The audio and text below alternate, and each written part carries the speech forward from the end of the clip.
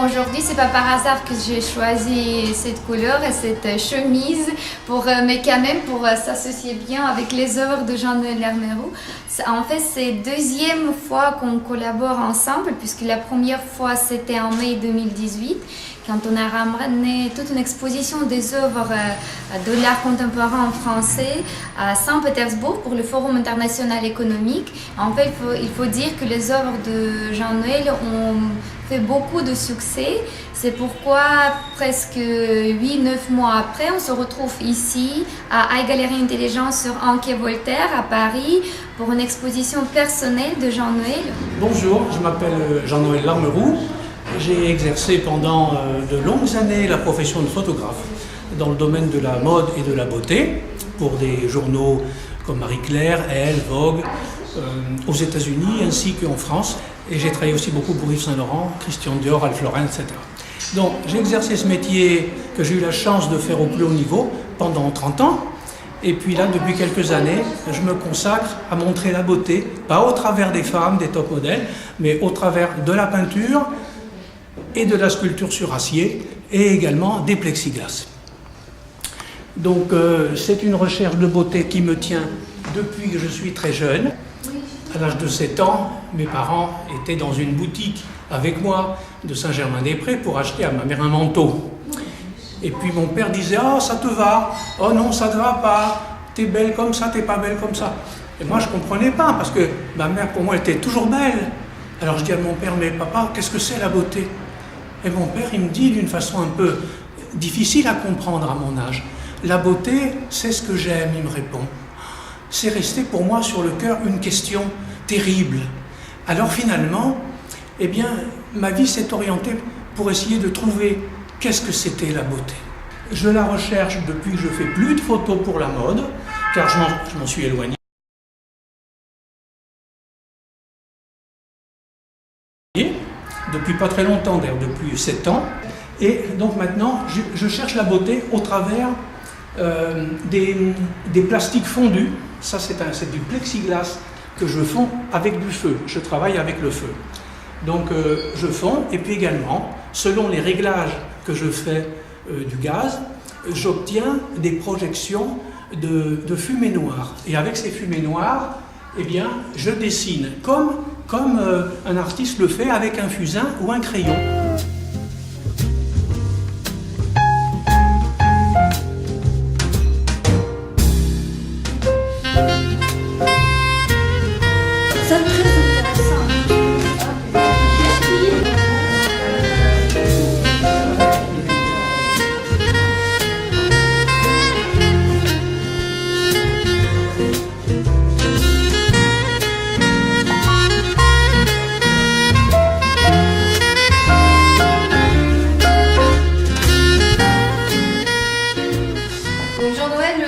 Une période un peu électrique entre la soudure, le feu, où il était très intrigué par les jeux de lumière et puis la foultitude de formes d'ampoules. Et en se promenant dans mon hangar qui se trouve au fond du jardin, il a trouvé ces pièces qui en fait à l'origine servaient à caler les tonneaux. Parce qu'il y avait des tonneaux de vin à la maison. Voilà. Et comme ça, une mois me dit « Sophie, ces pièces-là, qu'est-ce que tu en fais ?» Je dis « Rien, ça va peut-être finir dans la cheminée. » Et il me dit « Non, non, je les garde. » Voilà. Et puis, voilà. Ça, c'est pareil, je suis enseignante. C'est un rondin de bois que j'avais conservé pour montrer à mes élèves la croissance des arbres. Parce qu'on voit les stries et avec ça, on peut calculer l'âge des arbres. Et puis c'était pareil, j'étais avec dans le tas de bois et il me dit ça, je dis vas-y, serre-toi. Voilà. Et donc par la magie des yeux de Jean-Noël, c'est devenu une belle lampe.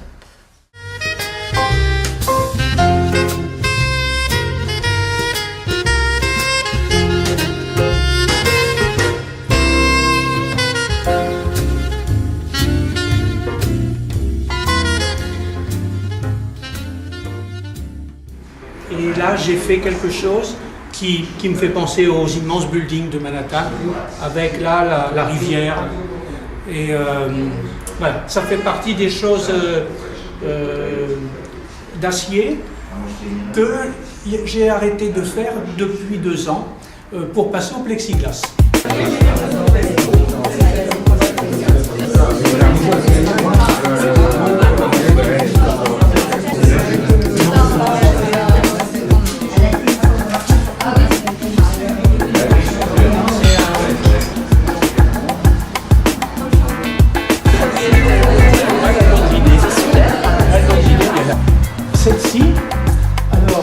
imprimée sur papier au départ, la photographie, ça a été une photographie d'un morceau d'un plexiglas fondu. D'ailleurs, on voit bien ici, mais ce n'est pas le plexiglas réel, comme d'autres œuvres qui sont présentées ici dans la galerie.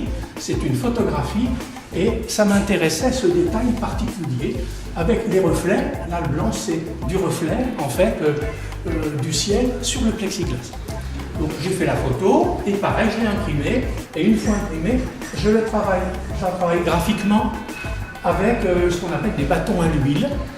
Et voilà, en fait ce sont que des œuvres uniques, puisque il n'y a pas deux fois jamais la même chose, malgré que la photographie est utilisée.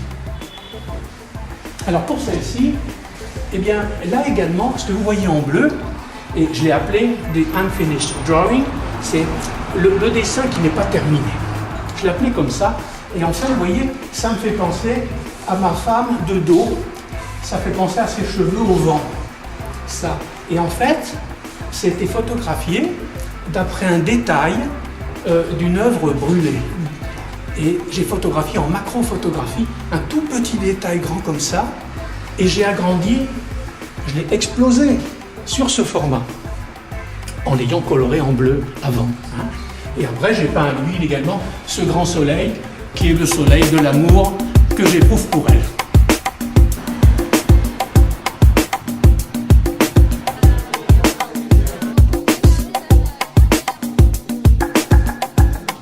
Si on mettait le doigt dessus, ça disparaîtrait. Donc c'est par derrière que la flamme attaque. Et là, après, une fois que ça a été bien froid, là j'ai peint avec un gris. Et parfois j'utilise la peinture à l'huile sur les œuvres qui sont finalisées au feu et au gaz. Là par exemple ici, le rouge, c'est de la peinture à l'huile.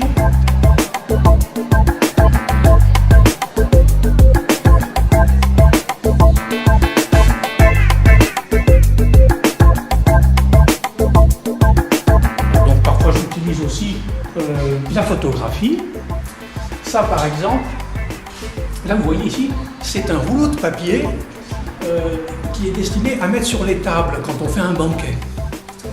Et en fait ma femme a trouvé ce rouleau de papier qui a été attaqué par les griffes des chats à la maison. Et les chats ont fait plein de choses. Et elle m'a sorti ce rouleau de papier et elle me dit « Regarde, j'ai trouvé ça, je suis sûr que ça va t'intéresser. » Et du coup, j'en ai fait une photo dans mon studio et je l'ai imprimée, parce que j'imprime moi-même toutes les œuvres que je fais.